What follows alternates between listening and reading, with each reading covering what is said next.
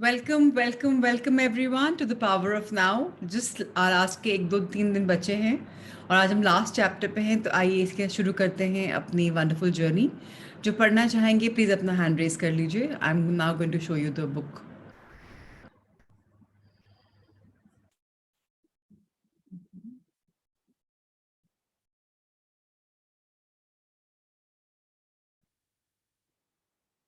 Right.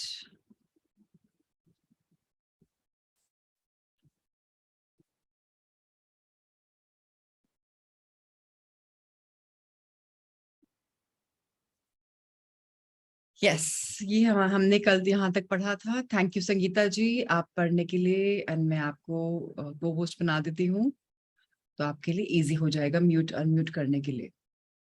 Lovely. सो आज के chapter का नाम है समर्पण का अर्थ। आज सरेंडर क्या होता है हमने बहुत बार सुना है, हमने प्रैक्टिस भी किया है फुल मून पे कई बार, लेकिन ये होता क्या है आइए हम समझते हैं। तो सवाल किया गया था एकार्ट टोल को कि अब को स्वीकार करना। सवाल पढ़िए प्लीज। समर्पण का अर्थ अब को स्वीकार करना। आपने कई बार समर्पण का जिक्र किया है। मुझे यह विचार कुछ सही नहीं लगता। यह मुझे भाग्यवाद जैसा लगता है। अगर हम हमेशा परिस्थितियों को वैसे ही स्वीकार करते रहेंगे जैसी कि वे हैं, तो फिर हम उनमें सुधार करने का कभी कोई प्रयत्न ही नहीं करेंगे। मेरे विचार से तो हमारी प्रगति ही यह है कि हम वर्तमान की सीमितताओं को स्वीकार ना करें, बल्कि उनके पार जाने और कुछ बेहतर बनाने का भरपूर प्रयास करें, अपने निजी जीवन में भी, सामूहिक जीवन में भी। अगर हम ऐसा न करते, तो आज भी हम गुफाओं में ही रह रहे होते।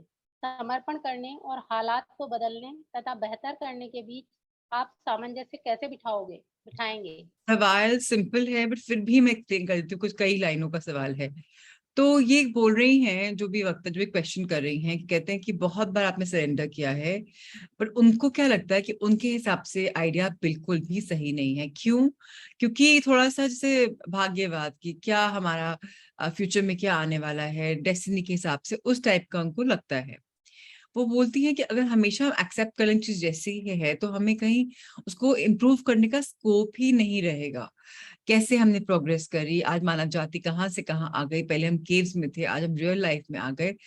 हमने आज मेहनत करी, आगे कदम उठाया, बढ़े और यहाँ तक आए। अगर हम सरेंडर ही करते रहते, तो उनका बोलना ये है कि ये सब लॉजिक कहाँ आता, ये प्रोग्रेस कहाँ से आती। कैसे समझ में आए, कैसे समझ में आए कि सरेंडर क्या है और चीजें जो बदलाव आ रहे हैं, चेंजेस जो आ रहे हैं, दोनों में कैसे एक तालमेल बिठाया जाए। ये उनका सवाल है। अब 2 पैराग्राफ पढ़ते हैं और फिर उसका समझते हैं। कुछ लोगों को समर्पण में नकारात्मक लक्षण दिखाई देते हैं और वे इसका अर्थ लगाते हैं हार मान लेना, प्रयास करना या उम्मीद करना छोड़ देना, जीवन की चुनौतियों का सामना करने में विफल रहना, आलसी हो जाना इत्यादि। लेकिन सच्चा समर्पण एक बिल्कुल ही अलग चीज होती है। समर्पण का यह अर्थ नहीं है कि जिस भी स्थिति परिस्थिति में आप हो, उसे आपकी बस आवाज ना थोड़ी आ रही है, फिर फेंट हो रही है, फिर तेज हो रही है। थोड़ा थोड़ा माइक। तेज में। हाँ मतलब थोड़ा धीरे तेज ऊपर नीचे हो रही है जी। पढ़िए प्लीज। शुरू से पढ़ूं या नहीं नहीं कहाँ? नहीं, जहां से आपने खत्म किया वहीं से। समर्पण का यह अर्थ नहीं है कि जिस भी स्थिति परिस्थिति में आप हो, उसे बस बर्दाश्त करते रहें और उस बारे में कुछ भी ना करें। और न ही इसका अर्थ यह है कि आप कोई योजना न बनाएं या कोई सकारात्मक कदम भी न उठाएं। समर्पण है जीवन के प्रवाह के विरुद्ध जूझने के बजाय उसका होना स्वीकार करने की सीधी, सरल लेकिन गहरी समझ। वह एकमात्र स्थान जहां आप जीवन के प्रवाह को महसूस कर सकते हैं, वह है अब। इसलिए वर्तमान पल को बिना किसी शर्त के और बिना किसी ना नुकुर के स्वीकार कर लेना ही समर्पण है। जो है के प्रति आंतरिक प्रतिरोध को छोड़ देना समर्पण है। आंतरिक प्रतिरोध होता है मानसिक निर्णय तथा भावुक नकारात्मकता के जरिए जो है को ना कहना। ऐसा खास तौर पर तब होता है जब जो हो रहा है वह मन के अनुकूल ना हो रहा हो। यानी आपके मन की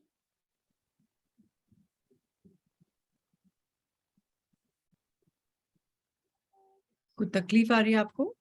नहीं, ये आपकी आपका फ़ोटो दिखता है ना, उस जगह से दिखाई नहीं देता। फोटो दिख रहा है अब? या यानी आपके मन के आगे नहीं लिखा। अड़ियल अपेक्षाओं और जो है के बीच जब एक फासला, एक अंतराल आता है, तो यह अंतराल दुःख भरा अंतराल बन जाता है। अगर आप अभी तक काफ़ी उम्र बिता चुके हैं, तो आप इस मन के अनुकूल न होने वाली स्थिति को अनेक बार देख चुके होंगे। अगर आप अपने जीवन में से पीड़ा और दुःख को दूर कर देना चाहते हैं, तो यही वह अवस्था होती है जब आपको समर्पण का अभ्यास करने की आवश्यकता पड़ती है। जो है को स्वीकार करना आपको मन की तादात्म्यता से तुरंत छुटकारा दिला देता है और इस तरह बीइंग के साथ आपका संपर्क पुनः स्थापित कर देता है। मन ही प्रतिरोध है, प्रतिरोध ही मन है। अगेन, अब हमारा समर्पण का कथन क्या है? क्या समझते हैं, क्या इन्फर करते हैं हम समर्पण से, सरेंडर से? अब कई लोग इसको नेगेटिवली ले लेंगे कि इसका मतलब अरे मैं तो उम्मीद छोड़ दी, मैं डिफीट हो गया, मैं फेलियर हो गया, मैं तो इस चैलेंज को आगे ले ही नहीं पाऊंगा, अब मेरी लाइफ में मैं तो आलसी हो गया, I have become very lazy, lethargic हो गया। लेकिन सच्चा समर्पण, ट्रू सरेंडर क्या होता है? ये अलग ही बॉल गेम होती है। ट्रू सरेंडर का मतलब कि जो कुछ हमारे साथ सिचुएशन जो आ रही है, हम सिर्फ उसको ये समझते हैं कि इसके बारे में हम कुछ नहीं कर सकते।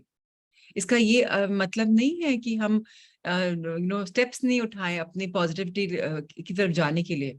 इसका मतलब जो हो रहा है वो तो होगा ही, लेकिन मैं अपना कर्म कर रहा हूँ इसको इम्प्रूव करने के लिए, बेटर करने के लिए। बट जो मैं कर रहा हूँ उसके बाद हाय मैंने ये स्टेप्स लिए, लेकिन लाइफ में हुआ ही नहीं, इतना मेहनत करने के बाद भी नहीं।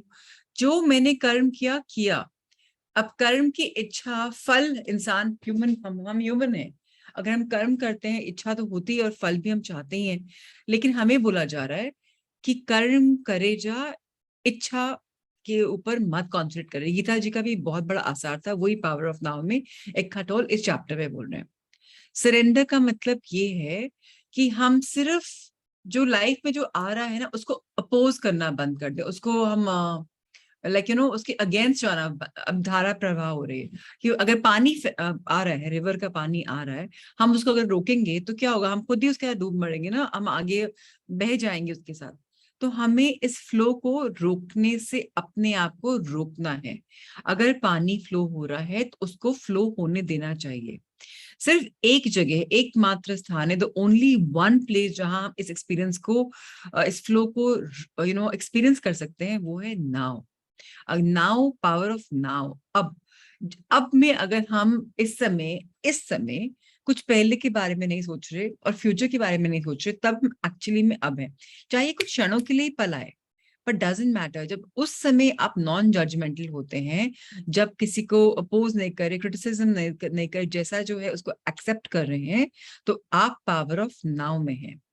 ये हमारी जो अंदर की नेचर है ना, कि इसको हम रेजिस्ट करना रहे और ना बोलना है, और हमने जज करा ये इंसान ऐसा, स्थिति ऐसी है, या हमने उसको नेगेटिविटी दी, इससे हमें, इस जेल से हमको, अपने स्ट्रैप से अपने आप को बाहर निकालना होता है।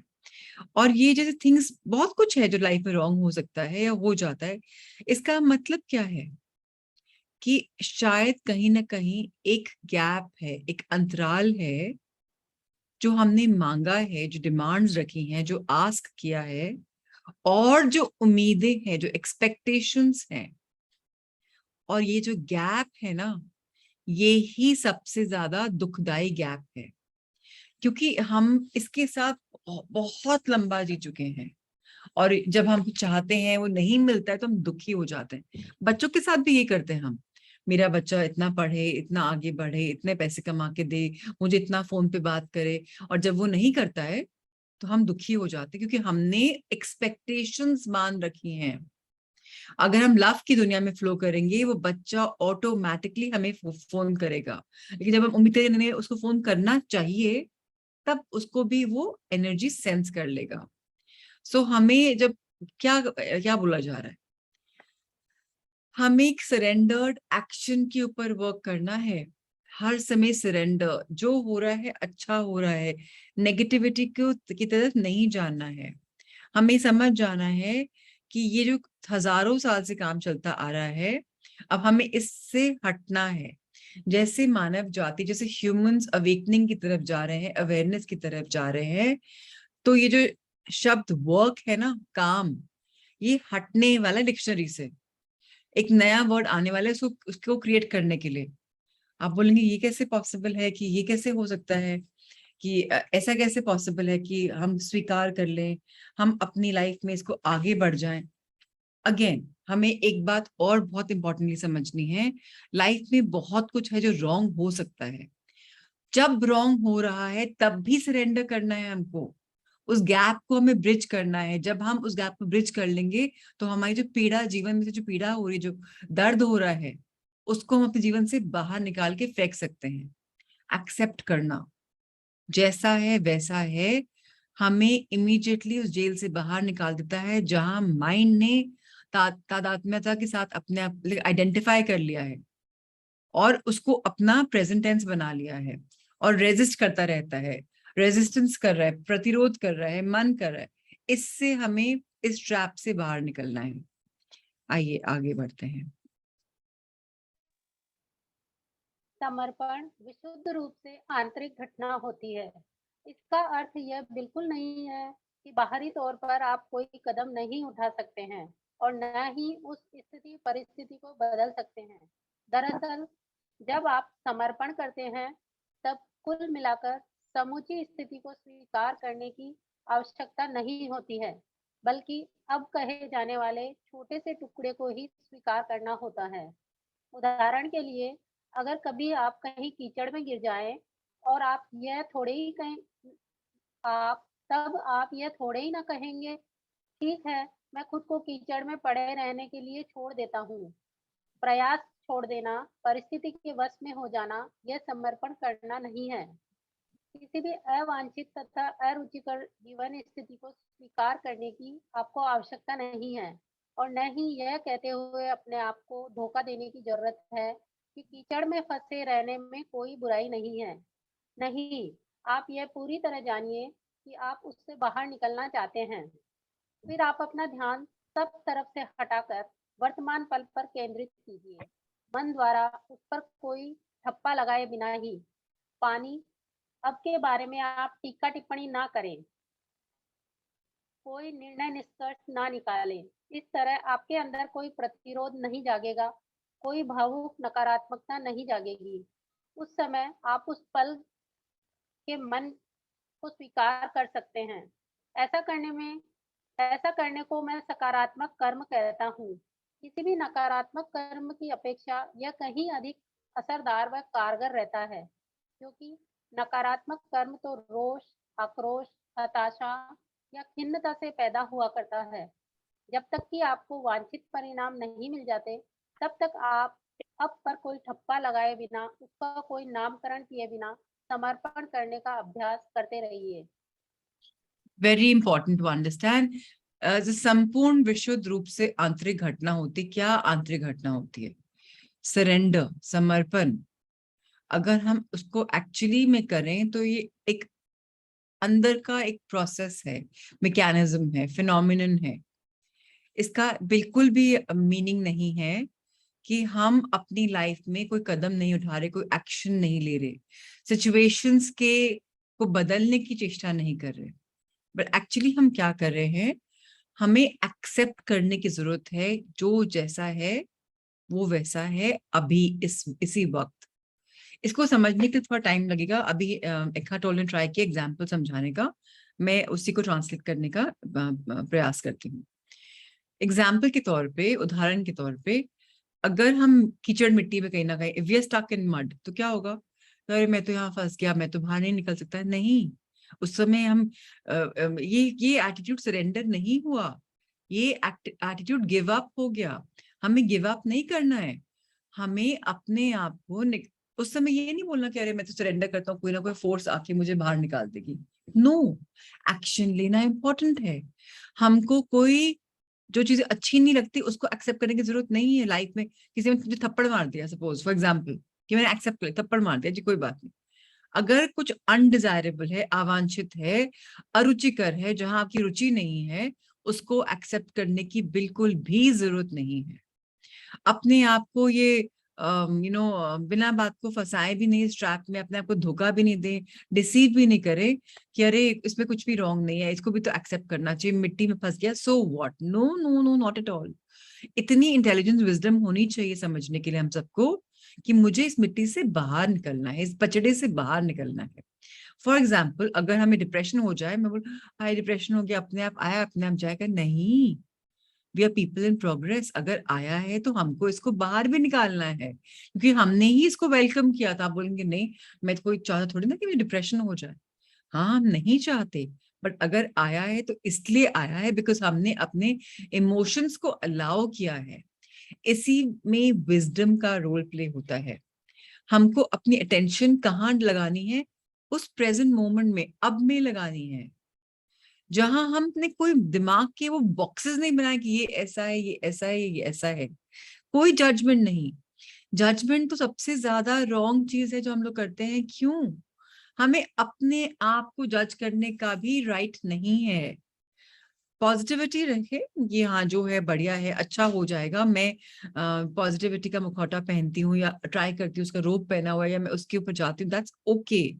नेगेटिविटी भी आए तो कई बार उसको भी एक्सेप्ट करना चाहिए, हाँ ये मेरा नेगेटिव एक एस्पेक्ट है, बट हाँ मैं इसके ऊपर बदलूंगी। ये नहीं कि नेगेटिव है मैं सरेंडर कर दिया, अब नेगेटिविटी भी चली जाएगी। हमें अपने आप को एक्सेप्ट करना होता है with things that we like. जो नहीं पसंद है उसके ऊपर हमें काम करना होता है। जब तक हम काम नहीं करेंगे, एक्शन नहीं लेंगे, तब तक हम उसको पॉजिटिव एक्शन नहीं बोलेंगे। फिर हम बोलेंगे एब्सेंटिज्म है, ये तो बस चुपचाप बैठा हुआ है, कुछ नहीं करने वाला। सबसे ज्यादा इंपॉर्टेंट क्या होता है? नेगेटिव एक्शन से ज्यादा कुछ भी खतरनाक नहीं होता। अगर हमने कोई नेगेटिव एक्शन लिया तो हमें गुस्सा आएगा, परेशानी होगी, फ्रस्ट्रेशन होगी, कुंठा होगी। लेकिन अगर हमने अच्छा एक्शन लिया और उसका रिजल्ट वो आ गया जो हम चाहते थे, तो हम बार बार बार बार सरेंडर को प्रैक्टिस करने से कतराएंगे नहीं। सो इसलिए सरेंडर का प्रैक्टिस करते रहिए।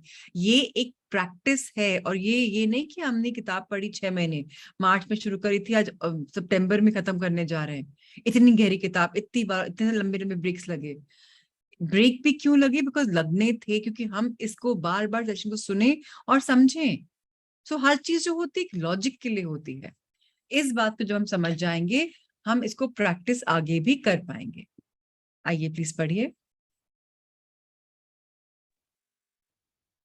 अपनी बात का चित्रण करने के लिए मैं एक दृश्य का वर्णन कर रहा हूँ। किसी रात को आप घने कोहरे से घिरे किसी रास्ते पर चले जा रहे हैं, लेकिन आपके हाथ में एक इतनी तेज फ्लैशलाइट है जो कोहरे को चीरती हुई आपके सामने एक संकरी लेकिन स्पष्ट जगह दिखा रही है।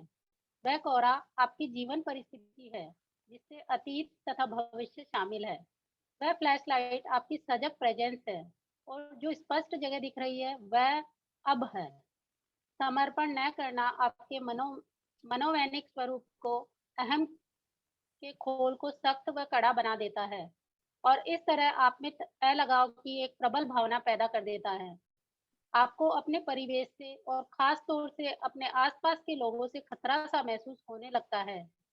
अपने निर्णय निष्कर्ष द्वारा दूसरों को तबाह करने का अचैतन्य आवेश आप में जाग उठता है। स्पर्धा करने या हावी होने में भी ऐसी ही जरूरत महसूस हुआ करती है। प्रकृति भी आपको दुश्मन नजर आने लगती है, और आपकी धारणाएं तथा व्याख्याएं भय द्वारा संचालित होने लगती है। जिस मानसिक रोग को व्यामोह, पैरानोइया, जिसमें दूसरों पर शक करने तथा अविश्वास करने की प्रवृत्ति प्रबल हो जाती है, कहते हैं, वह दरअसल चेतना की इस सामान्य लेकिन गड़बड़ वाली अवस्था का ही अति प्रबल रूप होती है। सो हमें क्या बोला जा रहा है? एग्जाम्पल, जैसे विंटर्स में कोहरा होता है, आप लोग को पता हो कोहरा क्या होता है, फॉग क्या होता है, कुछ दिखता नहीं है, यहाँ तक कि कई बार इतना अपना हाथ भी नहीं दिखता है। अब वो कोहरा है, वो हमारी लाइफ है, पास्ट है, प्रेजेंट है, फ्यूचर है। और जो फ्लैश लाइट दिखा रहे, टॉर्च दिखा रहे हैं, जो हम जिस जो कोहरे से काट के हमें दृश्य दिखा रही है कि क्या है वहां उस पार, वो क्या है? हमारी कॉन्शियसनेस, सजगता, प्रेजेंस। उसको हमें अवेकन करना है, शार्प करना है। कॉन्शियसनेस सबके पास होती, कितना हम प्रैक्टिस करें उतनी वो प्रोमिनेंट होती है। So as I said, practice practice practice. जितना प्रेजेंट टेंस में रहने का हम प्रैक्टिस करेंगे, उतना हम अपनी लाइफ में आगे बढ़ पाएंगे। जो फॉग है लाइफ में, सिचुएशंस हैं, उसको समझ जाना चाहिए कि ये या तो हमारा पास्ट है या हमारा फ्यूचर है। और जो बीच में स्पेस है वो हमारा प्रेजेंट है। प्रेजेंट भी क्या है? नाउ है। वो हम कॉन्शियसनेस से फॉग के थ्रू, टॉर्च के थ्रू देख पा रहे हैं, क्रिएट कर पा रहे हैं। जब समर्पण हम नहीं करते, इसका मतलब क्या हुआ? Non surrender. वो साइकोलॉजिकल उसका जब रूप होता है तो क्या होता है? ईगो की, जैसे एक अनियन है, उसमें बहुत सारी परतें हैं ना, ऐसे ईगो की बहुत सारी परतें हैं। और ये जो ईगो है ना, ये डिफरेंस ले आता है, वननेस नहीं लाता ईगो कभी भी। नॉन इगोइस्टिक पर्सन वननेस में विश्वास करेगा। इगोइस्टिक पर्सन मतलब I, me and I am, you and yours. वो विश्वास नहीं करेगा कि वी आर वन। वो अलग अलग सेपरेशन ले आता है, अलगाव की प्रबल भावना को पैदा कर देता है, उत्पन्न कर लेता है। Just bring it out. हमारे पास जो वर्ल्ड है, जो संसार है हमारे पास, वो किस टाइप का संसार है? वहां लोग हमें किस टाइप के लोग मिल रहे हैं? क्या हमें उनसे खतरा है? डर लग रहा है? अरे ये ऐसे बोल देगा, ये वैसे बोल रहा है। तो हमारा जो अनकॉन्शियस माइंड है या सबकॉन्शियस माइंड, कई लोग बोलते हैं, वो जब जजमेंट आती है उसके पहले पहले उसको डिस्ट्रॉय करना चाहता है। क्यों? क्योंकि सबकॉन्शियस माइंड इंटेलिजेंट माइंड है। सबकॉन्शियस माइंड ने ट्रैवल किया हुआ है आपके साथ बहुत सारी लाइफ्स। सबकॉन्शियस माइंड को सेपरेशन नहीं आता, वननेस में विश्वास करता है, वाइज होता है। सो इसलिए हमको उस समय बस बताया जा रहा है कि भैया कुछ अलग नहीं है, एक्सेप्ट कर लो। वो आपको जागरूक कर रहा है। आपको क्या दे रहा है? आपकी नेचर को, आपके एनिमी जो बना, जो आपका कॉन्शियस माइंड आपको आपको आपका दुश्मन बना रही है कि ऐसा है, वैसा है, वो अलग है, ऐसा है, उस भेदभाव से वो आपको फ्री कर रहा है। जो मानसिक रोग है, जो मेंटल डिजीज है, जो व्यामोह है, व्यामोह को पैरानोया इंग्लिश में बोला जाता है। पैरानोया मतलब जब बहुत परेशानी होती है, हम ये ऐसा हम एक्सेप्ट ही नहीं कर पाए, ये रॉन्ग है, ये रॉन्ग है, हमारी कॉन्शियसनेस उसमें काम ही नहीं करती है। तो हमें उस बात को समझना है क्लैरिटी के साथ साथ कि लाइफ में हमें अपनी कॉन्शियसनेस को जागरूक करना है। जब कभी हमारे मन में आया कि डिसीजन मेकिंग करना है, ये सही है कि बुरा है, और तब हमें अक्यूट उसको प्रेजेंस में रहना चाहिए। कभी हम नहीं भी सीधे सोच पा रहे, टेक अ ब्रेक। जरूरी डिसीजन तुरंत अभी लें। कई चीजों के बारे में बोलते ना, स्लीप ओवर इट, सोचना चाहिए, समझना चाहिए। और जो गट फीलिंग आती है ना, वो कॉन्शियसनेस की आवाज होती है, उसको हमें प्रॉब्लम करना चाहिए। आगे बढ़े।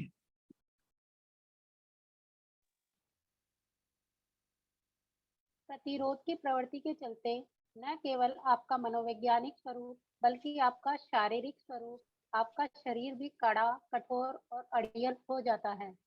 शरीर के विभिन्न भागों में तनाव पैदा होने लगता है और कुल मिलाकर शरीर संकुचित सा हो जाता है। शरीर के समुचित कार्यकलाप के लिए आवश्यक जीवन ऊर्जा का अबाध प्रवाह तब काफी कम हो जाता है।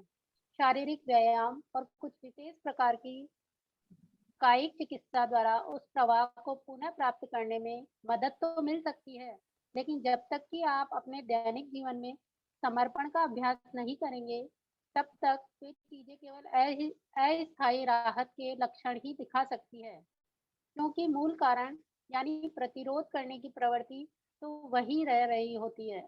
आपके भीतर एक ऐसी चीज है जो उस चलायमान परिस्थितियों से अछूती रहती है, जो आपके जीवन के हालातों को गढ़ा करती है, और केवल समर्पण द्वारा ही आप उस चीज तक पहुंच सकते हैं। वह है आपके प्राण, आपका बींग, आपका अस्तित्व, जो कि वर्तमान के समय निरपेक्ष साम्राज्य में शाश्वत रूप से निवास करता है। इस प्राण तक पहुंचना ही वह कार्य है जिसे किए जाने की आवश्यकता है। जीसस ने इसका जिक्र किया है। आपकी ना आवाज बहुत मध्यम आ रही है। रिंकू, क्या आप पढ़ पाएंगे? अगर पढ़ पाएंगे तो प्लीज बताइएगा। Thank you so much for trying to read, Sangeeta ji. But I think आपके माइक में प्रॉब्लम है, आपने हाथ से पकड़ रखा है इसलिए प्रॉब्लम आ रही है। आई डोंट नो, उतना क्लैरिटी नहीं आ रही। अगर रिंकू पढ़ना चाहेंगे तो प्लीज हैंड रेज कर लीजिए, तब तक मैं ये ट्रांसलेट कर देती हूँ। बहुत सिंपल है, इसमें कुछ ज्यादा लंबा चौड़ा काम नहीं है। हमें इतना समझना है कि, एक minute, yes, thank you Rinku. हमें इतना समझना है कि साइकोलॉजिकल फॉर्म और फिजिकल फॉर्म में दोनों में फर्क होता है। मेंटली हम क्या सोच रहे हैं और बॉडीली हम क्या सोच रहे हैं, दोनों में बहुत फर्क है। एक रेजिस्ट कर रहा है, एक अड़ियल हो चुका है, कठोर हो चुका है। टेंशन आती है बॉडी में तो दर्द, बॉडी में दर्द भी आ जाएगा, बिकॉज हमारी बॉडी में एनर्जी फ्लो सही से नहीं होगी। हमें इस बात का समझना है कि जब कभी हम नेचर के अगेंस्ट जाएंगे तब बॉडी में प्रॉब्लम्स आ जाएंगी। जब कभी प्रॉब्लम्स आती हैं, हमें समझना चाहिए कि वो क्या चीज है जो मैंने समझी नहीं है।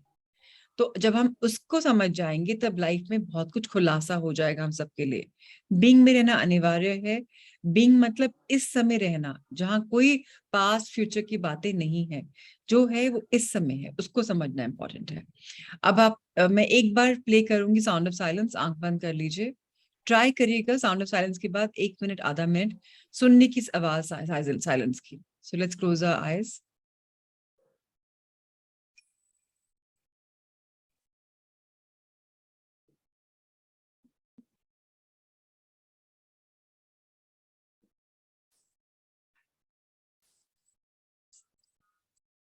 जब कभी एक झंझन की आवाज आती है,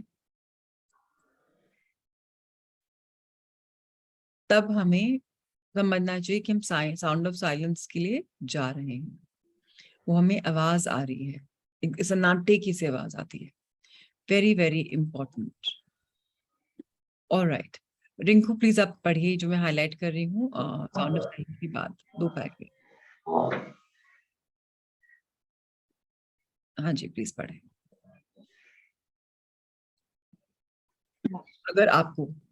अगर आपको अपनी कोई जीवन परिस्थिति असंतोषजनक या असहायनीय भी लग रही है, तो सर्वप्रथम यह समर्पण ही है जिसके द्वारा आप अचैतन्य प्रतिरोध की उस प्रवृत्ति को तोड़ सकते हैं जिसने कि उस परिस्थिति को ऐसा बना रखा है।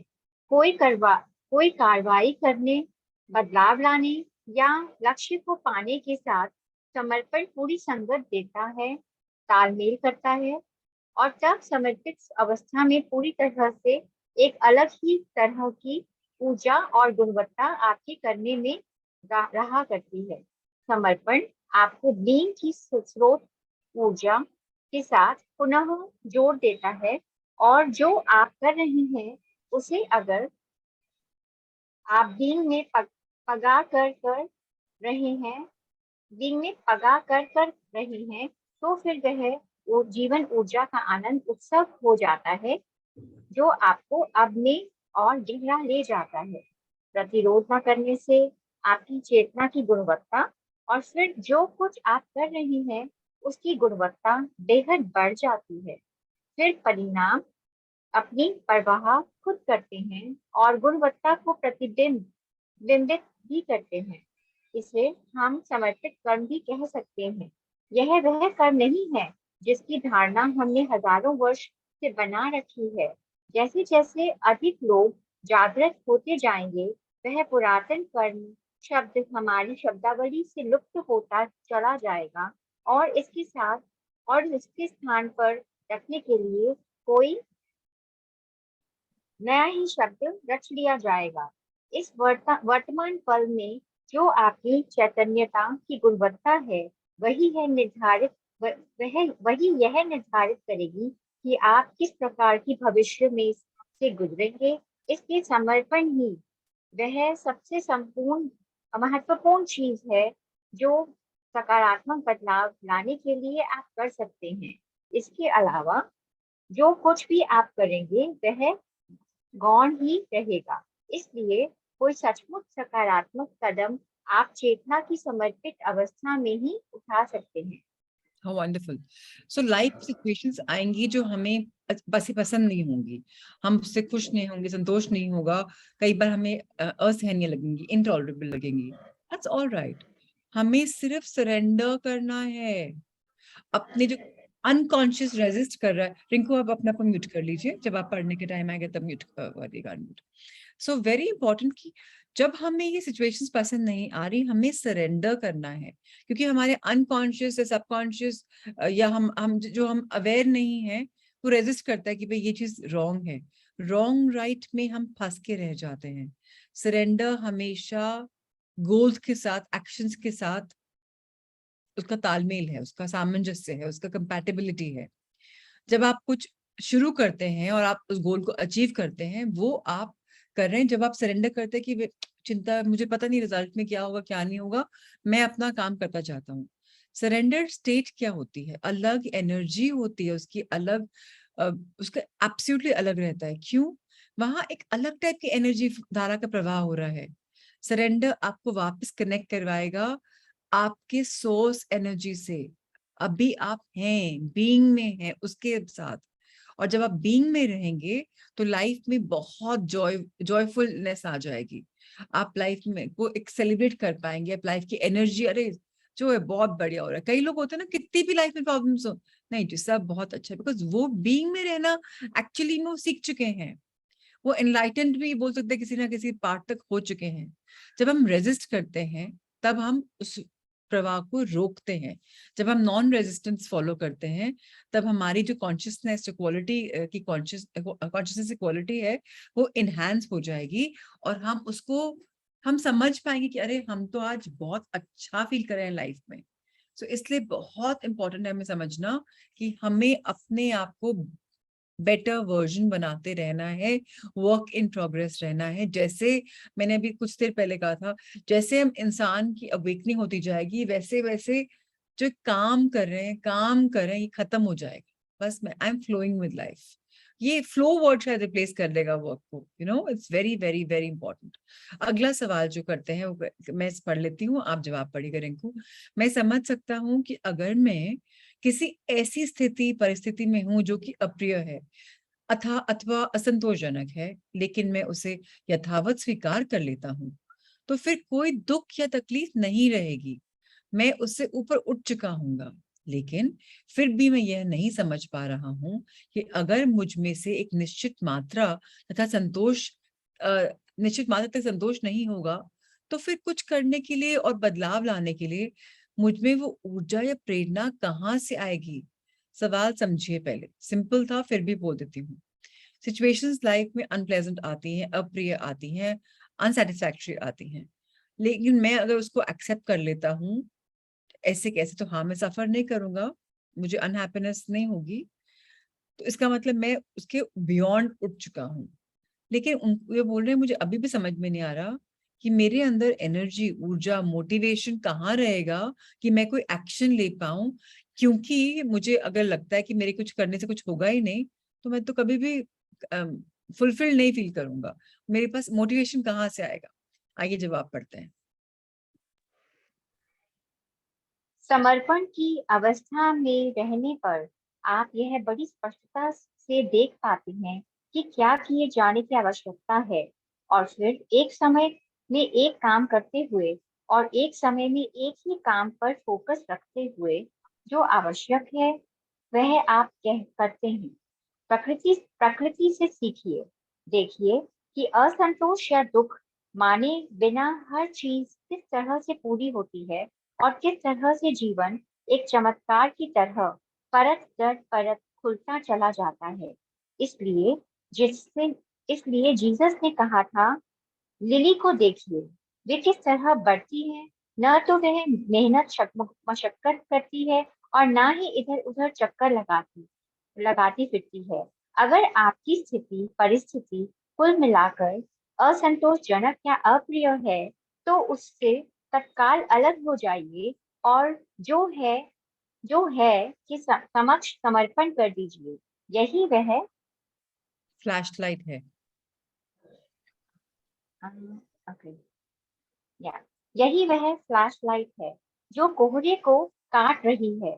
तब आपकी चेतना बाहरी परिस्थितियों द्वारा नियंत्रित होना बंद कर देगी। तब आप प्रतिक्रियाओं व प्रतिरोधों में से प्रस्फुटित नहीं हो रहे होंगे। So let's understand very very clearly.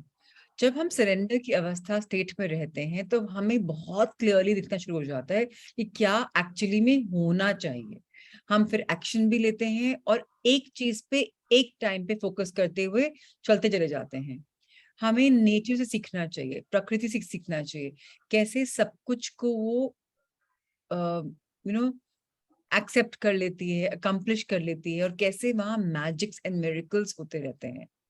Jesus ने कहा था, देखो कैसे लिलीज बढ़ रहे हैं, कोई परेशानी नहीं है, कोई कुछ नहीं हो रहा है, बस अपने आप बढ़ रहे हैं।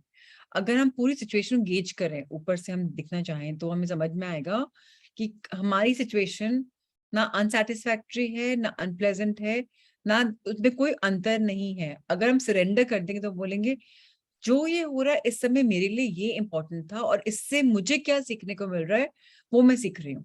हाय, ऐसा मेरे साथ क्यों हुआ? हुआ कुछ रीजन के लिए, वो रीजन समझना इंपॉर्टेंट है। यही कॉन्शियसनेस की फ्लैशलाइट है, टॉर्च है, जो हमारे अंधकार से, डार्कनेस से लाइट दिखा रही है हमें।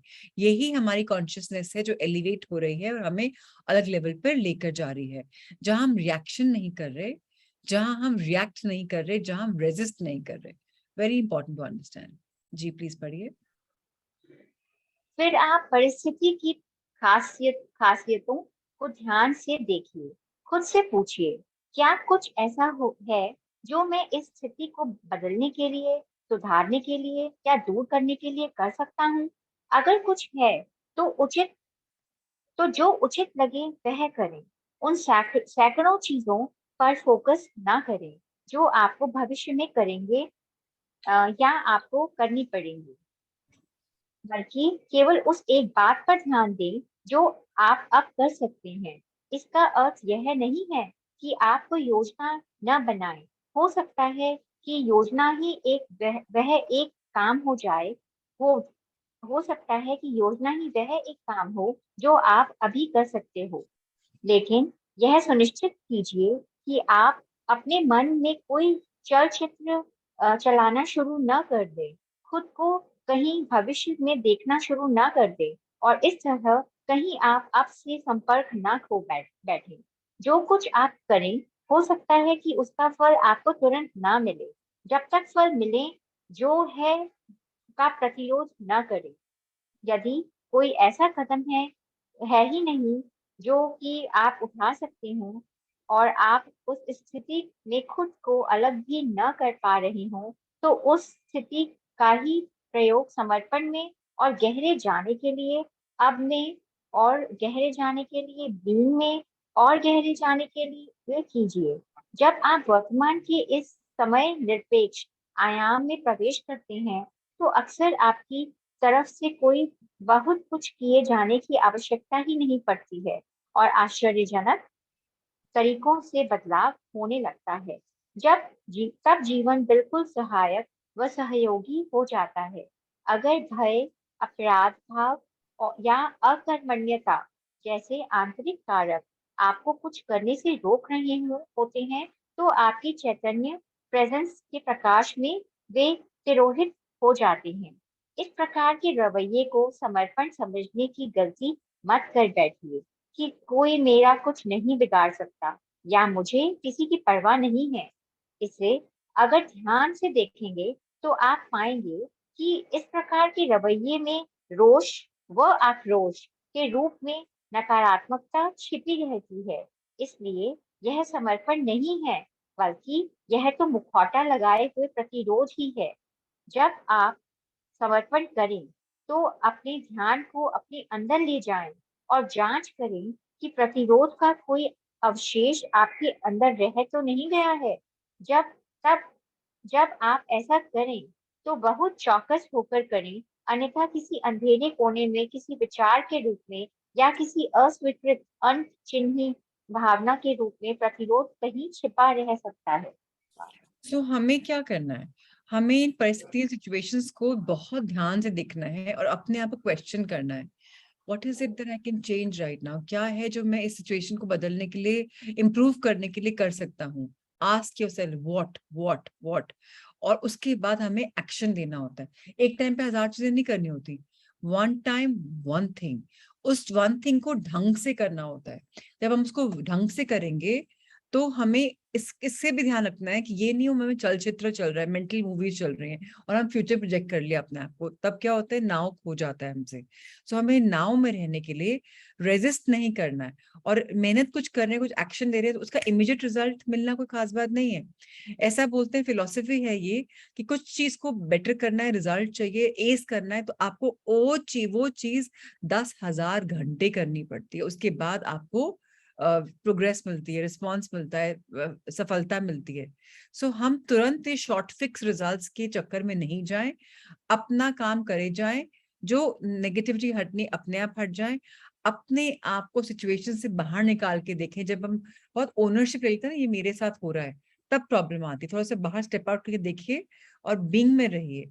जब आप बीइंग में रहेंगे तो आप डील कर पाएंगे सिचुएशन से अच्छे से, नहीं तो आपकी लाइफ में इतनी नेगेटिविटी आ जाएगी, आप कोऑपरेट भी नहीं करेंगे और आपके अंदर डर, गिल्ट, इनर्शिया और ये सब चीजें आपकी लाइफ में आ जाएंगे और आप इनके आदी हो जाएंगे। इनके साथ आपको एक्शन लेना, और ये क्या करते हैं, ये एक्शन लेने से आपको रोकते हैं, आपकी कॉन्शियस प्रेजेंस रहने से रोकते हैं। ऐसा नहीं होना चाहिए, ईगो वर्ल्ड में ले जाते हैं, तो इस ट्रैप में बिल्कुल मत फंसिए। आखिरी में बोलते हैं, अपने आप को गलती मत करिए, कंफ्यूज मत करिए, अपने आप को रॉन्ग मत प्रूव करिए कि अरे अपने आप को ऐसा मत बोलिए कि अरे आई एम तो इंडिस्पेंसिबल, मेरे इनडिस्पोजेबल, या I can't be bothered at all, मेरे साथ तो कोई कुछ नहीं कर सकता, कोई माइका लाल करके दिखाए मुझे, मुझे किसी की परवाह नहीं है। नहीं, हमको सब लोग को सबकी परवाह होती है, लेकिन हमें अपने एटीट्यूड को अपने रवैये को बदलना पड़ेगा।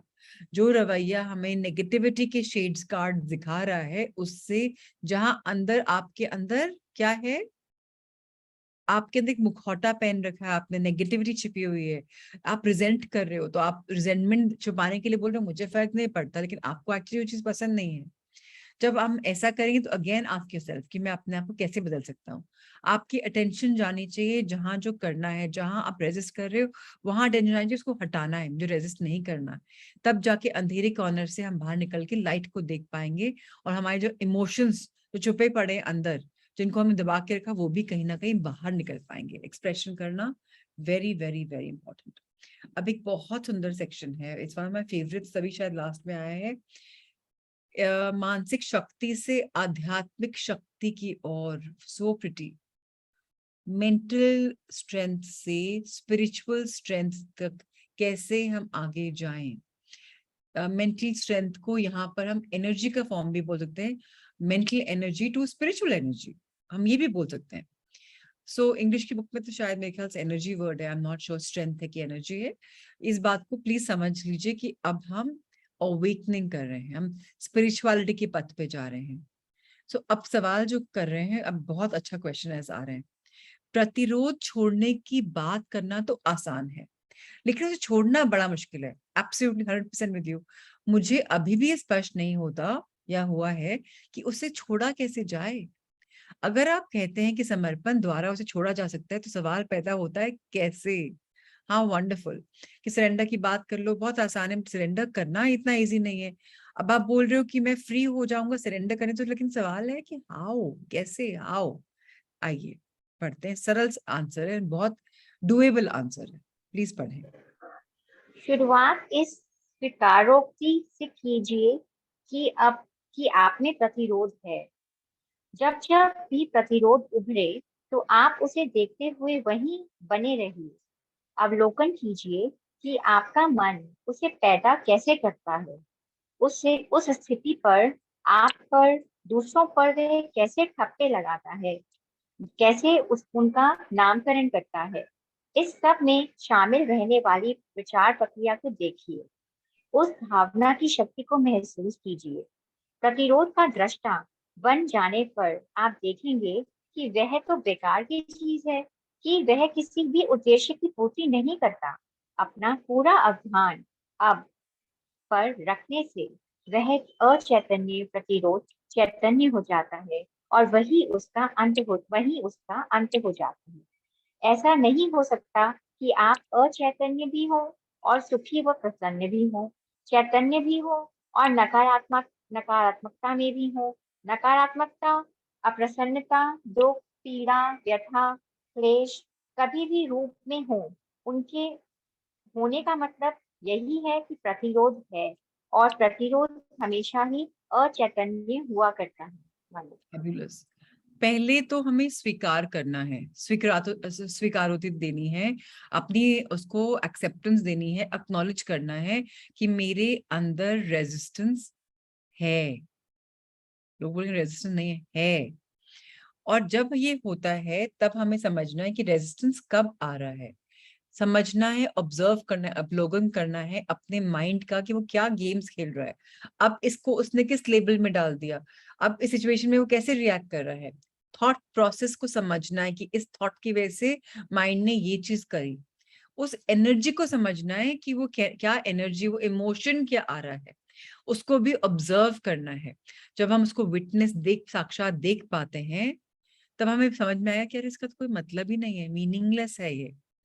जब हम अपनी सारी एनर्जी लगा देंगे नाव में, तो जो हमारा सबकॉन्शियस माइंड का रेजिस्टेंस पैटर्न है, अब वो कॉन्शियस बन जाएगा, एंड में हम उसको नहीं लेंगे। और इनका बोलना है जो एकदम क्लियर है कि हम एक ही टाइम पे अनकॉन्शियस कॉन्शियस नहीं रह सकते, आइदर वन, या तो हम अनकॉन्शियस हैं या हम कॉन्शियस हैं, या तो हम नेगेटिव हैं या तो हम पॉजिटिव हैं, या तो हम अनहैप्पी हैं या तो हम हैप्पी हैं, या तो हम सफर कर रहे हैं या हम इंजॉय कर रहे हैं या एक्सेप्ट कर रहे हैं। सो किसी भी टाइप में अगर रेजिस्टेंस प्रतिरोध आ रहा है तो हमेशा वो आपकी नेचर के विपरीत आ रहा है, तो उसको समझें, उसको प्रैक्टिस करें। जब हम ऐसा करेंगे तो हम अपनी जर्नी में आगे बढ़ेंगे। सवाल है, लेकिन मैं तो अपनी दुख की अनुभूतियों के साथ हमेशा ही सचेत रहता हूँ। तो कई लोग ये बोलना चाहेंगे, दिखाना चाहेंगे कि हम तो हीरो हैं। मैं तो फिर ये इसका मतलब क्या हुआ कि मैं तो कॉन्शियस हूँ कि मेरी अनहैप्पी फीलिंग, नेगेटिव फीलिंग्स जब आती है तो मैं तो उसके लिए बहुत कॉन्शियस हूँ। ठीक है, पढ़ते हैं ये एक पैराग्राफ, पढ़ते हैं फिर समझते हैं। क्या आपने दुख को चुना था? अगर आपने उसे चुना ही नहीं था, तो वह पैदा कैसे हुआ, कैसे आया? उसके आने का प्रयोजन क्या था? उसे जीवित कौन रखे हुए है? आप कह रहे हैं कि आप दुख की अपनी अनुभूतियों के प्रति चैतन्य रहते हैं, लेकिन सच तो यह है कि आपने उनके साथ दुख को तादात्म्य कर लिया है, और अचेतन रूप से चलने वाली विचार प्रक्रिया ने उसे जीवित रखा हुआ है। यह सब अचेतन रूप से हो रहा है। अगर आप चैतन्य हुए होते, यानी अब में पूरी तरह प्रेजेंट रहते, तो तमाम नकारात्मकता लगभग तत्काल ही समाप्त हो गई होती। आपकी प्रेजेंस में वह जीवित रह ही नहीं सकती, वह तो केवल आपकी अनुपस्थिति में ही ठहर सकती है। यहाँ तक कि आपकी प्रेजेंस में संचित दुख भी जीवित नहीं रह सकते। अपने दुख को समय देकर ही आप उसे जीवित रखे हुए हैं। वही तो उसकी प्राण शक्ति है। सघन सघन वर्तमान पल की सजगता द्वारा समय को हटा दीजिए और वह दुख मर जाएगा। लेकिन प्रश्न यह है कि क्या आप उसका मरना चाहते हैं? क्या आप उससे उकता गए हैं? बिना उसके आप क्या रह जाएंगे? Very nice, very deep. तो हमने किसको चूज किया लाइफ में? हम बोल रहे हैं कि हमें नेगेटिव इमोशन से, हम उसको, तो हम अवेयर है नेगेटिव इमोशन से, मैं I am very very aware. अगर हम अवेयर हैं तो क्यों है वो हमारी बॉडी के अंदर? पॉइंट ये है, हमने उस नेगेटिव इमोशन से अपने आप को आइडेंटिफाई कर लिया है, एक्सेप्ट कर लिया है, तो हमारी बॉडी के अंदर वो हैं। ये बात समझ लीजिए, जान लीजिए, कोई भी इंसान या कोई भी इमोशन या कोई भी नेगेटिविटी बिना न्योता दिए आपके पास नहीं रहती है। अगर आप उसको एक्सेप्ट करते हैं तो आपके यहाँ वो रहेगी, फलेगी, फूलेगी, बढ़ेगी। लेकिन अगर आप प्रेजेंट टेंस में रहेंगे और एक्सेप्ट करेंगे तो अपने आप चली जाएगी, मेरा यहाँ काम नहीं है, इंसान तो बहुत पॉजिटिव है, मैं यहाँ क्यों वेस्ट कर रहा हूँ अपने आप को। सो उस इमोशन की भी एक लाइफ होती है, और जब वो आप उसको एक्सेप्ट कर लेते हैं तो आपकी बॉडी में प्रॉब्लम्स भी आएंगी, आपकी एनर्जी में फर्क पड़ेगा। तो इसलिए प्लीज अवेयर हो जाइए, अपने आप का ये विक्टिम कार्ड पीना बंद कर दीजिए कि मैं तो एक्सेप्ट करता हूँ। आपने अगर एक्सेप्ट किया होता कि life is beautiful the way it is, तो हमें फर्क ही नहीं पड़ता ना, इस मिनट में आपसे सेशन ले रही हूँ और मैं मर जाऊं, अल्लाह ये करना है लाइफ में, अब तो ये करना है, अब तो बुरे इतने बड़े टू डू लिस्ट है। सो जो लोग एक्सेप्ट करते हैं वो एक्सेप्ट करते हैं, और जो नहीं करते वो भ्रम में रहते हैं कि मैं एक्सेप्ट कर रहा हूँ। लेकिन अगर हम धीरे धीरे एक्सेप्ट करना शुरू करेंगे तो डेफिनेटली हम इस जर्नी पे आगे पहुंचेंगे, इनवर्ड जर्नी पे भी आगे पहुंचेंगे। सारा जो खेल है पावर ऑफ नाउ का इनवर्ड जर्नी है, बाहर से डिपेंडेंसी हटानी है, अपने आप इंडिपेंडेंट रहना है। आइए आगे बढ़े। जब तक आप समर्पण का अभ्यास नहीं करते, तब तक आध्यात्मिक आयाम एक ऐसी चीज बना रहेगा जिसके बारे में आप चाहे जितना पढ़ लें, बातें कर लें, उसके बारे में उत्साहित हो लें, किताब लिख लें, विचार कर लें, विश्वास कर लें या ना भी करें, लेकिन उससे कोई फर्क पड़ने वाला नहीं है। जब तक कि आप समर्पण करते नहीं हैं, तब तक वह आपके जीवन की एक जीवित वास्तविकता नहीं बन सकता। जब आप समर्पण कर देते हैं, तब वह शक्ति जो कि आप प्रसर्जित करते हैं और जो फिर आपके जीवन को संचालित करने लगती है, वह हमारी उस मानसिक शक्ति की अपेक्षा कहीं अधिक जीवंत बल वाली होती है, जो कि अभी हमारे संसार को संचालित कर रही है। यानी वह मानसिक शक्ति जिसने हमारी सभ्यता की वर्तमान सामाजिक, राजनैतिक और आर्थिक ढांचे को रचा है, और जो हमारी शिक्षा प्रणाली तथा मीडिया के जरिए खुद को लगातार जीवित रखे हुए है। समर्पण के माध्यम से ही आध्यात्मिक शक्ति इस संसार में अवतरित होती है। यह कोई दुख, कोई क्लेश, कोई पीड़ा नहीं रचती है, न आपके लिए, न अन्य मनुष्यों के लिए, और न ही इस धरती के किसी भी जीव के लिए। मानसिक शक्ति के विपरीत आध्यात्मिक शक्ति धरती को प्रदूषित नहीं करती, और वह ध्रुवीयता के सिद्धांत का शिकार भी नहीं होती, जो कि कहता है कि कोई भी चीज अपने विपरीत के बिना नहीं रह सकती, कि बुराई के बिना अच्छाई नहीं रह सकती। जो लोग ऐसी मानसिक शक्ति द्वारा संचालित हो रहे हैं, और ऐसे लोग धरती की जनसंख्या से बड़ी भारी संख्या में मौजूद हैं, वे आध्यात्मिक शक्ति के वजूद से अनभिज्ञ ही रहते हैं। जब मनुष्यों की पर्याप्त बड़ी संख्या समर्पण की अवस्था में प्रवेश कर लेगी और इसलिए नकारात्मकता से पूरी तरह मुक्त हो जाएगी, तब वास्तविकता की एक अलग ही तरह की व्यवस्था का उदय होगा, और वह एक अलग ही तरह की संसार की रचना करेगी। अगर यह धरती बची रही, तो यही उन लोगों की शक्ति होगी जो इस पर वास करेंगे। So wonderful. जब तक हम प्रैक्टिस नहीं करेंगे सरेंडर करना, समर्पण करना, तब तक हम स्पिरिचुअल रेल्म्स में, डायमेंशंस में, स्पिरिचुअलिटी में आगे नहीं बढ़ पाएंगे। कितना ही पढ़ लें हम, कितना ही उसके बारे में बात कर लें, किताबें लिख लें, एक्साइटेड हो जाएं, अरे वाह वाह, और कितना ही कुछ कर लें, विश्वास भी कर लें, लेकिन हमें प्रैक्टिस करना पड़ेगा सरेंडर, तब जाके स्पिरिचुअलिटी के हम थोड़े थोड़े इत्तू इत्तू पास आएंगे। कोई फर्क नहीं पड़ता कि हमने कुछ भी कर लिया, कोई फर्क नहीं पड़ता। जब तक प्रैक्टिस नहीं किया, सबसे ज्यादा फर्क उससे पड़ता है। जब हम सरेंडर को प्रैक्टिस करते रहेंगे और उसको अपनी एक्चुअल में रियलिटी बना देंगे, अपनी लाइफस्टाइल बना लेंगे, तब जाके हमारे अंदर से जो एनर्जी, जो ऊर्जा निकलेगी, वो हमारी पूरी बॉडी में और पूरी लाइफ में दिखेगी, आसपास के लोग देख पाएंगे, आपकी वाइब्रेशन बदल जाएगी, आप किस फ्रीक्वेंसी से बात करते हो। ये नहीं कि भी अध्यात्म के में जर्नी पे आए, भी 1 घंटा शाम को 4 से 5 अच्छी अच्छी बातें कर ली और घर में अरे रामू क्या कर दिया, काका ये हो गया, तुमने ऐसा नहीं किया, तब हमें लगेगा अरे बच्चे ने मोजा नहीं रखा, कपड़े नहीं रखे। इट्स ऑल राइट, वो उसकी नेचर है, स्कूल से आया परेशान हुआ, खाने वाले ने ये नहीं बनाया वो नहीं किया, इट्स ओके। तब आप उनके साथ भी स्पिरिचुअली बात करेंगे। अभी 1 घंटे का मुखौटा पहन लें, आप जैकेट पहन लें, कुछ और कर लें और दिखाएं हम स्पिरिचुअल, और दूसरी दुनिया में आपका टैन टैन टैन टैन चल रहा है, तो फिर आप स्पिरिचुअल नहीं है। वहां भी सरेंडर करना, बट दिस इज लाइफ। खाना आज अच्छा है, कभी खराब है, इट्स ओके। बच्चे ने कब मोजा रखा है नहीं रखा है, it's okay. Practice what you preach. अगर आप उसके बारे में एक्साइटेडली बोल रहे हो, बात कर रहे हो, मैं तो स्पिरिचुअल क्लासेस कर रही हूँ, बड़ा मजा आ रहा है, ट्रांसफॉर्मेशन आ रही है, जैसे संगीता जी बोल रहे हैं इस जर्नी में हमारे जीवन और जीने की विचारधारा पॉजिटिव हो गई है, फैब्युलस। उसको हमें हर रेल में दिखना चाहिए। हमारे जो बच्चे, हमारे स्पाउसेस बोले ना तुम्हें तब्दीली है, that is a real transformation.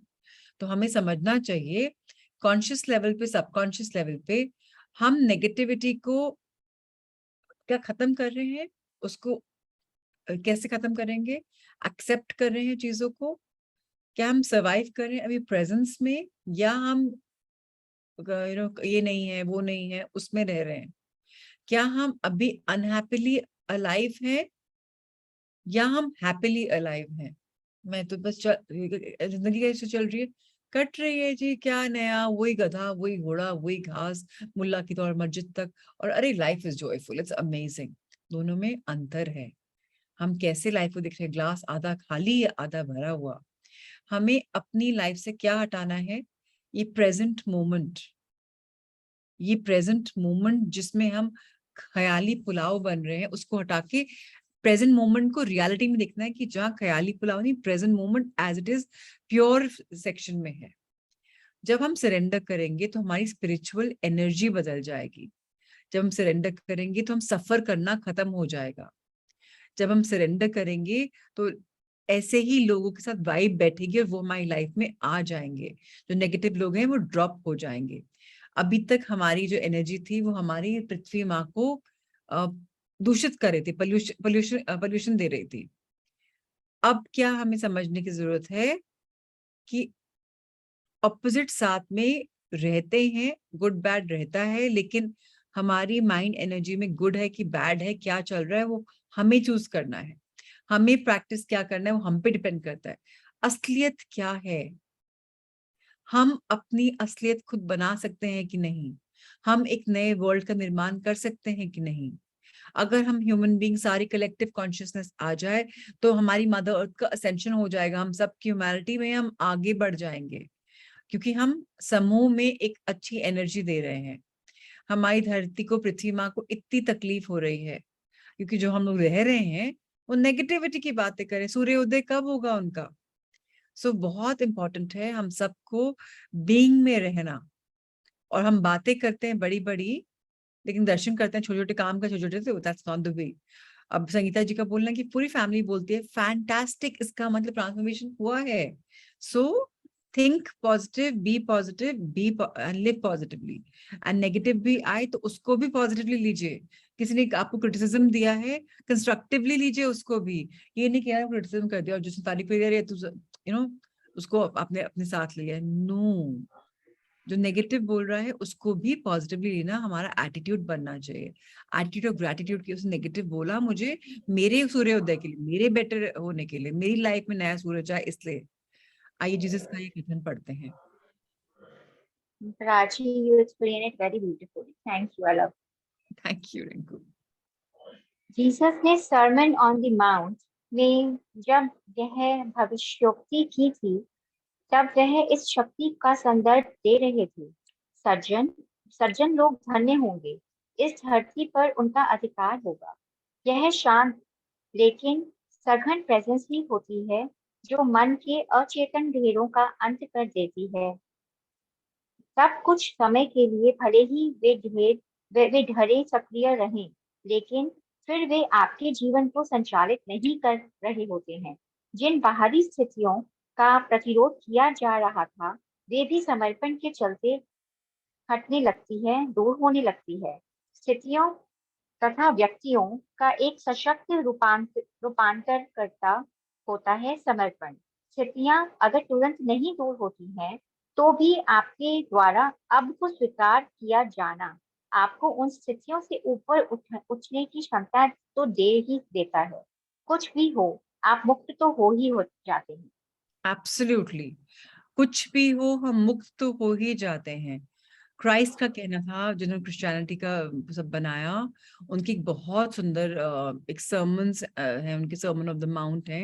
उन्होंने इसमें क्या बोला, सज्जन लोग धन्य होंगे, जो जेंटल लोग होंगे ना, जो अच्छे लोग होंगे, वो ब्लेस्ड होंगे। इस धरती पर उनका अधिकार होगा, they will have the right to live on this earth. और हमें इस बात को समझना चाहिए, ये एक बहुत डीप बात है। जब हम प्रेजेंस में रहते हैं और सब कुछ एक्सेप्ट करते हैं, तो हमें हमारा रौद्र रूप क्यों आएगा, गुस्सा क्यों आएगा? बिकॉज सब कुछ बढ़िया चल रहा है। बढ़िया नहीं भी है तो बढ़िया चल रहा है। तब हमारी लाइफ में एक जेन स्टेट आ जाएगी एंड तब हम सज्जन जेंटल हो जाएंगे। और जब हम एक्टिव रहते हैं ना, तो हम चीजों से भागना बंद कर देंगे। लेथार्जिक रहेंगे ना, यार मुझे तो नहीं होता, पर जब एक्टिव रहेंगे, इसको उसको भी स्ट्राइड में ले लिया, अपने अपने साथ साथ ले लिया। बाहर की सिचुएशंस आएंगी, उनको भी हम टैकल कर पाएंगे। अभी कई लोग क्या करते हैं, फॉर एग्जांपल मैं बहुत बड़ी बात बोली, लोग बोलेंगे स्टूपिडली बात कर रही है ये।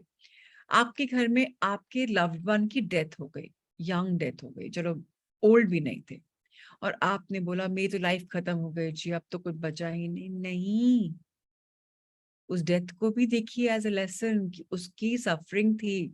हम ये बात समझते ही नहीं ह्यूमन लेवल पे। आई नो बहुत डीप बात है कि जैसे हमने एक चिड़िया को केज कर दिया, केज में बंद कर दिया, पिंजरे में बंद कर दिया, ऐसे ही हमारी आत्मा ट्रैप हो जाती है इस बॉडी में, बिकॉज हम कॉन्शियस लिविंग नहीं कर रहे हैं। हमने सोल पर्पस पे डिसीजन लिया था कि हम मदर अर्थ में आके हम ये करेंगे, ये करेंगे, ये करेंगे, और हम किस में फैल गए? मेरा बेटा, मेरी बहू, मेरा जायदाद, मेरे गाड़ी, मेरा घोड़ा, मेरा अध्यात्म में लगे ही नहीं। अध्यात्म में कब लगते हैं? 50-60 इयर्स में लगता है, अब हम फ्री हो गए, अब करेंगे। बचपन में सिखाया नहीं जाता हमारे स्कूलों में spirituality, I don't know why. So अब जब हम आए हैं, अपनी कॉन्शियसनेस को शिफ्ट करना हमारा काम है। हमें एक्टिव रहना पड़ेगा। स्पिरिचुअल लोग बहुत वाइब्रेंट होते हैं, बहुत एनर्जेटिक होते हैं, उनकी लाइफ कमेंडेबल होती है। और जो लोग डल रहते हैं, वो स्पिरिचुअल में थोड़ा कम है, वो स्पिरिचुअल नहीं हो सकते। तो अगर एक्सटर्नल कंडीशंस आ रही हैं, नेगेटिव हैं, उनको भी पॉजिटिवली लीजिए। आपका शिफ्ट कहाँ आ रहा है, उसको ऑब्जर्व करिए। क्या आप सरेंडर कर रहे हैं तो वाकई में सरेंडर कर रहे हैं? अच्छा, शांति फील हो रही है कि हाँ जो भी था मैंने सरेंडर कर दिया। जब हम ऐसा करते हैं, ये एक इतनी पावरफुल ट्रांसफॉर्मेशन है सिचुएशंस की, लोग की, स्थितियों की। अगर आप देखकर विश्वास नहीं करेंगे, लेकिन जब आप खुद फील करेंगे तो लगेगा अरे वाह, बुक में बिल्कुल सही लिखा था। ये बुकों में इतना ज्ञान होता है, इनको हमारी बॉडी का, हमारी लाइफ का इंटीग्रल पार्ट होना चाहिए। सब लोग को रात में कोई ना कोई बुक अपने बेड साइड रखनी चाहिए जो हम पढ़ सकें, which is a self help book, not like a fiction book कि आप डैनियल स्टीन रोमांस पढ़े। No, that's not the time. रात को सोते वक्त प्लीज रिक्वेस्ट है आप सबसे, अगर स्पिरिचुअल जर्नी में जाना है, please keep the books in your bed side. अच्छा पढ़ के चाहे एक पैराग्राफ ही पढ़िए, सबकॉन्शियस माइंड में रजिस्टर होगा, उसको आप आगे उसका मंथन कर पाएंगे। नेक्स्ट डे उठेंगे तो आप थोड़ा सा पॉजिटिविटी फील कर पाएंगे। That's another very good way to go for spirituality. Conditions अगर शिफ्ट इमीडिएटली नहीं हुई, तो आपको एक्सेप्ट करना है अभी, और उसके बियॉन्ड राइज करना है। आपको फ्री होना है। वेरी इंपॉर्टेंट कि हमने जिस जेल में, जिस पिंजरे में अपने आप को बंद कर लिया है, उससे हमें बाहर निकलना है। कल हम ये नया सेक्शन टच करेंगे कि हमारे पर्सनल रिलेशनशिप्स में हम सरेंडर कैसे कर सकते हैं। बहुत ब्यूटीफुल सेक्शन है कल का। एंड आई डोंट नो कल खत्म होगा, परसों खत्म होगा, I can't say. But again मैं जो लोग सुन रहे हैं सेशन अभी, फिर अनाउंस करना चाहती हूँ। 5 September is our second anniversary of born 121 for life, और हम इस दिन एक बहुत लाइट बुक शुरू करने वाले हैं। Like this book power of now was very heavy, right? अब हम जो बुक पढ़ने वाले हैं, think and grow rich, her aspect में हमें अबंडेंस मिलेगी। और मेरे आपसे रिक्वेस्ट है, जो भी आपको लगता है कि शाम को 4 से 5 सुन सकते हैं, जिनको हिंदी पसंद हो, वो उस किताब के सेशन में जरूर आए। अगर वो आपके ग्रुप्स में नहीं है, उनको आप लिंक भेज दीजिए, राहुल सर से मांग लीजिए, ग्रुप में सर ने ऊपर भेजी है। अपनी लाइट शेयर करिए, अगर आपको फायदा हो रहा है दूसरे लोग को भी फायदा करिए। मैं तो सेशन ले रही हूँ, 10 लोग आए, 100 लोग आए, 500 लोग आए, मुझे फर्क पड़ता है नहीं पड़ता है अलग बात है, एनर्जी उतनी लग रही है। पर अगर किसी का भला होता है, so please do that, become a channel of love and light. हम यहाँ पावर ऑफ नाउ में आ रहे हैं। नाउ अभी हमें क्या करना है, फोकस करना है, अपने कार्मिक एनर्जी को अच्छा करना है, right? Very very very important for us to become a channel. So lot of love to everyone. कल फिर मिलते हैं। थैंक यू संगीता जी, शुरू में सजेस्ट करने के लिए कि आप पढ़ेंगी। आपके माइक का थोड़ा प्रॉब्लम था। रिंकू, आपकी आवाज अगेन बहुत मीठी है और आप बहुत ब्यूटीफुली पढ़ती हैं। So thank you thank you thank you, and to all the readers जो आज सामने सीकर्स जुड़े, thank you for everything. God bless you all. कल एक नया सेक्शन शुरू करते हैं इसी किताब में, पावर ऑफ नाउ में, जहां हम पर्सनल रिलेशनशिप सरेंडर की बात करेंगे। एंड बिलीव यू मी, बहुत ब्यूटीफुल है वो। रिलेशनशिप्स मैजिकल हो जाएंगे। कल का सेशन जरूर अटेंड करिएगा, नहीं तो ऑफ कोर्स राहुल साहब आपको ग्रुप्स में तो भेज देते हैं, पर मुझे ऐसा लगता है लाइव सेशन से जितना हम ले पाते हैं वो रिकॉर्डेड सेशन से हम नहीं ले पाते। I don't know why, I feel the energy flow is there. अगर हम हमें लग भी रहा है कि हम कहीं और से सुन रहे हैं,